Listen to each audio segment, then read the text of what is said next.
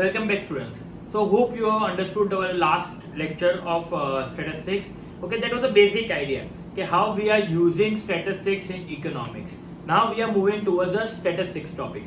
ठीक है, हम लोग बहुत आगे नहीं जाएंगे. ठीक है, डेली जो भी मेरा स्टैटिस्टिक्स का लेक्चर होगा उसमें दो तीन टॉपिक करेंगे एंड हम लोग एक दो डेफिनेशन करेंगे. That's it. बहुत आगे भी जा नहीं सकते क्योंकि आपको भी 10th का भी वेकेशन चल रहा है, आपको भी पता नहीं कि आप साइंस ले रहे हैं या कॉमर्स ले रहे हो. ये हमारा एक अप्रोच है कि आपके लिए कि आप कॉमर्स में क्या पढ़ सकते हैं. ठीक है, आपको मजा आएगा. कॉमर्स अगर आप ले रहे हो तो आपको कॉमर्स में मजा आने वाला है. That is fine. Okay, now we are moving towards our statistics topic. Now statistics, now that is a plural noun and singular noun. Okay, आप लोग ने प्लूरल और सिंगुलर पहले बहुत सारे बचपन में भी सीख लिया. अभी भी आपको पता था कि भाई बहुत सारे इन अ जनरल वे में प्लूरल आएगा और सिंगुलर वे में एक वे में आएगा. So now we are understanding statistics as per plural noun. Plural noun पे ही हम लोग पहले करेंगे, फिर नेक्स्ट लेक्चर में हम लोग सिंगुलर पे चले जाएंगे. ठीक है, now statistics are numerical statement. It's a numerical statement. If you are collecting a data, कोई भी जगह से आप डेटा कलेक्ट कर रहे हो तो वो एक स्टेटमेंट के फॉर्म में होगा कि भाई ये डेटा इधर है, ये डेटा. जैसे एक सिंपल लॉजिक है, आपको एक सिखाता हूँ. बैंक स्टेटमेंट काफी लोग ने देखा भी होगा, काफी लोग ने नहीं देखा होगा. नहीं देखा है तो आप एक बार अपने पेरेंट्स से, पापा से बात करेंगे, सर पापा बैंक स्टेटमेंट कैसा दिखता है, तो उसमें क्या है, सब कुछ डेटा आ जाता है.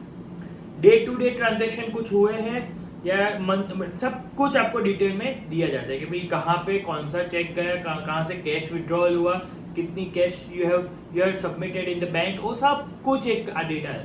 तो that's a numerical statement. Okay, एक एग्जांपल मैंने लास्ट लेक्चर में आपको दिया था, याद हो तो के आपके टीचर ने, क्लास टीचर ने बोला है कि 10th का रिजल्ट बना के दो इंडिविजुअल मार्क्स के हिसाब से, सब्जेक्ट के मार्क्स के हिसाब से. That is a numerical statement. बहुत सारे डिटेल्स है उसमें.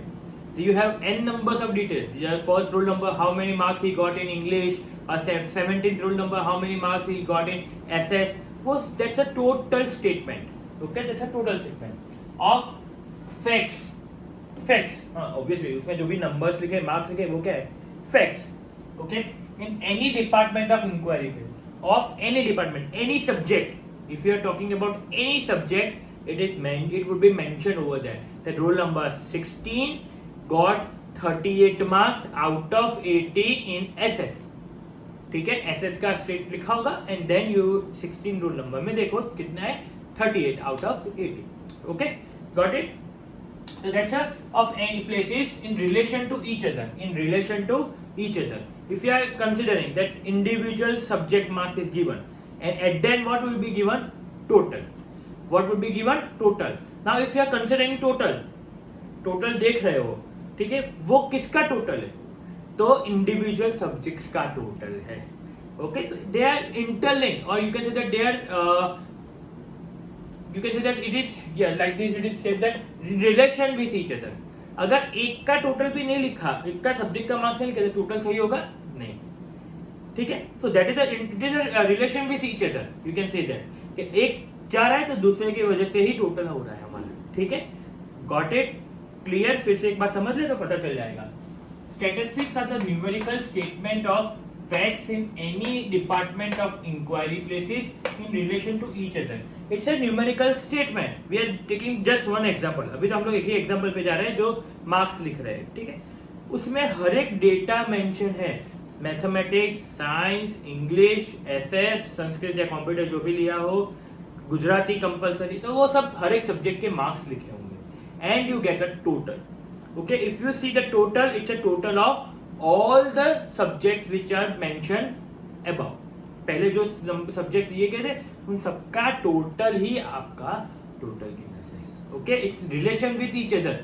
अगर मैथ्स के मार्क्स नहीं लिखे तो टोटल सही नहीं होगा, अगर इंग्लिश के मार्क्स लिखे तो टोटल सही नहीं होगा. Okay, understood, clear. Okay, now characteristics. इसमें 8 पॉइंट्स है, तो हम लोग धीरे धीरे करके एक एक पॉइंट समझेंगे. तो agreements of facts. Agreement of facts मतलब you are agree that the data which is mention in the result sheet is correct. जो भी मार्क्स आपके आए हैं वो आपने उसमें लिखे हुए हैं. इसलिए टीचर किसको देता है ये काम करने के लिए? जो इंटेलिजेंट हो या जो ट्रस्टवर्दी हो. तो अगर वो डेटा लाता है जो ट्रस्टवर्दी है, वो डेटा लिख के लाता है, then what is, are you agreeing on that? Yes, teacher will agree on that कि भाई नहीं, इसने लिखा है तो गलती नहीं होगी. क्लियर? तो that's a agreement of wax. Okay, numerical expression, it's a numerical expression. जो डेटा दिया हुआ है, सब्जेक्ट वाइज मार्क्स दिए हुए हैं, what is that? It's a numerical, numbers है.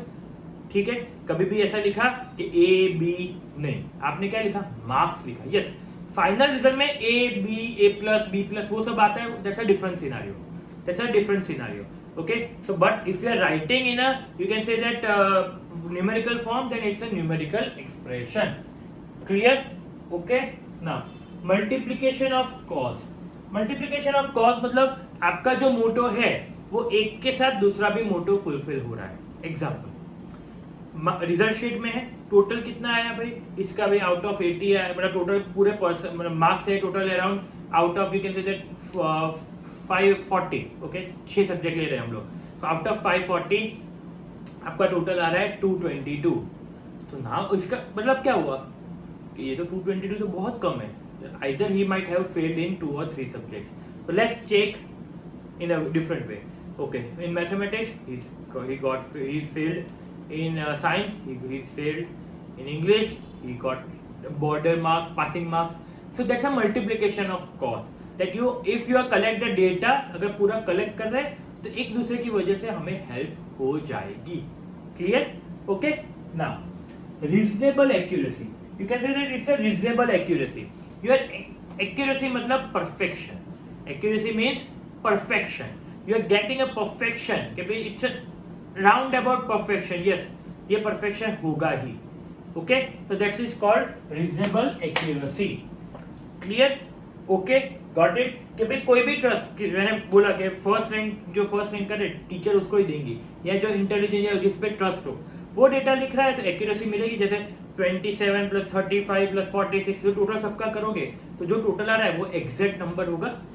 ठीक है, that is called reasonable accuracy. Okay, understood? Now mutual relation of on comparison. comparison तो होगा ही. ठीक है, सिंपल लॉजिक है. फर्स्ट रैंक देना है आपको तो आप कंपैरिजन कैसे करोगे? तो जिसको फर्स्ट मतलब हाईएस्ट टोटल है उसको फर्स्ट रैंक दोगे, सेकंड उसके छोटा उससे कम, तो वो कंपैरिजन किया ना तुमने कि किसी का 540 में से 500 है और किसी का 520, तो फर्स्ट रैंक किसको मिलेगा? 520 वाले को, और सेकंड रैंक किसको मिलेगा? 500. तो कंपैरिजन कर रहे हो तो इट्स अ म्यूचुअल रिलेशन कि इट्स बाय डिफॉल्ट वो तो होने वाला ही है. Okay, understood? Now predetermined objective. Your objective for preparing the result is to give the first rank and grades. You can say the grades. Okay, to give the grades, that is our objective. दिमाग में पहले से क्या है कि हमको grade देना है, जो भी हर बच्चे को देना है. इफ ही इज पासिंग और he is failing, we have to give grades to each and every student. Understood? तो that is our predetermined objective. हमने पहले से सोच लिया है कि हमको ये करना है, so we are doing that. Understood? Okay? Objective मतलब हमने क्या सोचा था और क्या कर रहे हैं. हमको जो सोचा था वो करना ही है. Okay? तो that is considered as predetermined objective. एक एग्जाम्पल इस अलग से दे रहा हूँ. आपने आज सोचा था कि भाई घर पे मस्त कुछ पनीर की सब्जी बनने वाली है, तो आज तो मैं 5 से 6 रोटी तो खाऊंगा या पराठे तो खाऊंगा ही या खाऊंगी. ठीक है, तो वो आपका प्रीडिटरमाइंड ऑब्जेक्टिव था. आपने पहले से बोल दिया था कि मुझे ये खाना है और मैं इतना खाऊंगा या खाऊंगी. तो your mother will be preparing accordingly. Okay, so you would have thought कि भाई मैं दोपहर का खाना कम खाऊंगा और रात को मैं पेट भर के खाऊंगा. तो वो आपका प्रीडिटरमाइंड ऑब्जेक्टिव था. तो आपने वो कंप्लीट किया, आपने 6 पराठे खाए, तो आपका प्रीडिटरमाइंड ऑब्जेक्टिव फुलफिल हो गया. Okay, so that is why statistics भी काम लगता है. देखो आपने क्या बोला, मैंने क्या बोला, 5 से 6 पराठे, तो वो पराठे है तो नंबर्स आए उसमें तो वो स्टैटिस्टिक्स आएगा. Okay, now estimate. It's an estimate. मैंने क्या बोला, आपने क्या बोला अपने मम्मी को? 5 से 6 एग्जैक्ट फिगर बोली, और एग्जैक्ट बोला होता अगर एक ज्यादा खाया हो तो मम्मी नहीं बना होता तो भूखे रह जाते. एक ही कम खाया खाने वाले थे, बट क्या था, क्योंकि दिमाग में था मैंने एक पराठा कम खाया, इसे भूख लगती आपको, डेफिनेटली लगती. ठीक है, तो एस्टिमेट करना है. You would have said 5 or 6, तो your mother would have prepared, I would say 7. एक ज्यादा बना दिया होता कि अगर कल 6 बोल रहा है या 6 बोल रही है तो 7 भी खा सकते हो। ओके, तो that's an estimate, we have to assume कि ये करना है। जैसे प्री डिटरमाइंड ऑब्जेक्टिव, वो रिजल्ट शीट वाला एग्जांपल, उसमें हमने क्या, हमको एज्यूम था कि भाई रोल नंबर 15 को फर्स्ट रैंक आएगा, ठीक है, लग तो ऐसा रहा है। जब रिजल्ट प्रिपेयर हुआ तो रोल नंबर 25 को फर्स्ट रैंक आ गया, ठीक है, तो एस्टिमेशन है। और उसको सेकंड रैंक आया, 15 वाले में कौन सा है, सेकंड रैंक आ गया। तो ये जस्ट एज्यूमिंग, एस्टिमेट कर रहे हैं हम लोग, ठीक है। Okay, next is collection of in systematic manner, systematic manner में करो, ठीक है। पहले फॉर एग्जांपल आप ऐसे करोगे कि एसएस का एक अलग लिस्ट बनाओ, फिर मतलब एक अलग पेज में बनाओ, मैथ्स का एक अलग पेज में बनाओ, साइंस का एक अलग पेज में बनाओ, इंग्लिश का एक अलग पेज में बनाओ। तो इमेजिन ये सब अलग अलग पेज में होता और उसके बाद टोटल का एक अलग होता, तो ढूंढते कैसे, कहाँ चलो ये कैसे, तो that would be difficult for any teacher and students also to understand. Better एक ही पेज में सब कुछ बना दो, then it would be easy for students to get the result कि भाई मेरे कितने मार्क्स आए, तो कि भाई तेरा 355 टोटल है, रोल नंबर पहले रोल नंबर पूछेंगे, रोल नंबर 21 तो 355 टोटल, ओके, रोल नंबर 36 पे मेरा टोटल है 442, okay, so that's a systematic manner. If you understand it, if you prepare it in a systematic manner, then statistics data will be easy for you. Okay, got it? एक बार वापस revise कर ले तो आपको पता चल जाएगा कि प्लूरल एंड सिंगुलर, प्लूरल में मतलब प्लूरल में जनरल वे में आएगा, तो हम लोग we are moving towards a general way.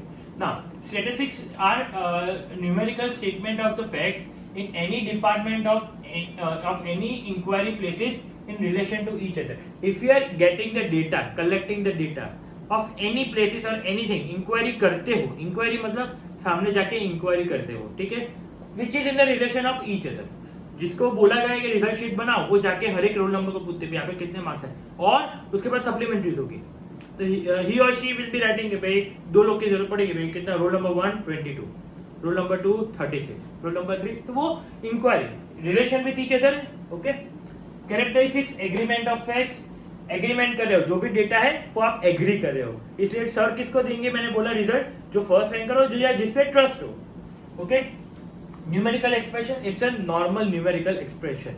Okay, now multiplication of causes, multiplication of causes बढ़ते जाएंगे, ओके, क्योंकि एक से साथ एक डेटा फुलफिल हुआ, एक हमारा मोटो फुलफिल हुआ तो सेकंड मोटो हो जाएगा, सेकंड के बाद third. Okay, reasonable accuracy, perfection, perfection reasonable होगा कि भाई हाँ जिससे बना है वो सही है, वो गलत नहीं बना सकता, ठीक है। फिर आप क्रॉस वेरीफाई भी करोगे, आप क्या करोगे, रोल नंबर वाइज बुला के पूछोगे भाई तेरे कितने मार्क्स है, कितने मार्क्स आए, वो बोलेगा कि भाई मेरे 25 है, इसमें तो 24 लिखा है, लेट मी चेक, आप क्या करोगे, सप्लीमेंट्री चेक करोगे, नहीं उसमें तो 25 लिखा है, चलो सही है। Okay, mutual relation on comparison, comparison होगा, जैसे मैंने बोला 500 एंड 520, फर्स्ट रैंक किसको मिलना चाहिए, 520 वाले। ओके, और ग्रेड, और ये कैसे थे ग्रेड, प्रीडिटरमाइंड ऑब्जेक्टिव, ये तो बहुत इजी, मैंने एग्जांपल समझा दिया आपको पराठे वाला, ठीक है। एस्टिमेट, एस्टिमेशन होना चाहिए, यू आर एज्यूमिंग और एस्टिमेटिंग, एस्टिमेट का मतलब आप क्या बोल सकते हैं कि 100% सही नहीं हो, आपको लगेगा राउंड अबाउट 5 और 6, जैसे एग्जांपल दिया। And collection and systematic, systematic manner में कलेक्शन होना चाहिए। ओके, ये टॉपिक पूरा इधर ये प्लूरल फॉर्म में नाउन में हमारा कंप्लीट हो गया। Okay, hope you have understood well, thank you.